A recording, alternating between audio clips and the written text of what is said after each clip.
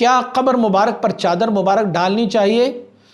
علماء اہل سنت کا فتویٰ ہے کہ قبر مبارک پر چادر مبارک ڈالی جا سکتی ہے، لیکن جو متولی ہوتے ہیں وہ ڈیمانڈ نہیں کر سکتے کہ بھئی آپ چادر ضرور لے کے آئیں، چادر اس میں ڈالتے جائیں۔ اور اعلیٰ حضرت فاضل بریلوی رحمۃ اللہ تعالی نے فتویٰ دیا ہوا ہے کہ اگر چادر ایک سے زیادہ ہو جائیں تو پھر وہ چادر اٹھا کے کسی مصارف حسنہ میں اس کو مصرف کیا جائے، فقراء کو دیا جائے، مساکین کو۔ بیک وقت زیادہ چادریں اس پہ نہ ڈالی جائیں، بیک وقت زیادہ چادریں اس پہ، ایک سے زیادہ چادریں اس پر نہ ڈالی جائے۔ اگر کسی نے ڈالی تو پھر ان میں سے وہ چادریں اٹھا کے وہ مصارف میں، فقراء مساکین میں، یا پھر اسی مزار شریف کے مصارف میں اسے استعمال کی جائے۔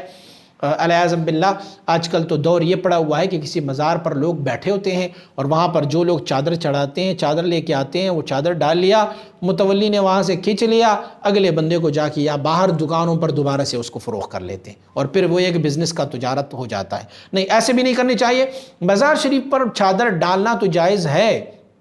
لیکن اگر چادریں زیادہ ڈالی گئی ہو تو وہ صرف ایک چادر وہاں رکھا جائے مزار شریف پر، بقیہ چادریں اٹھا کے اسے فروخت کی جا سکتی ہے یا اسے فقراء اور مساکین کی مد میں استعمال کی جا سکتی ہے۔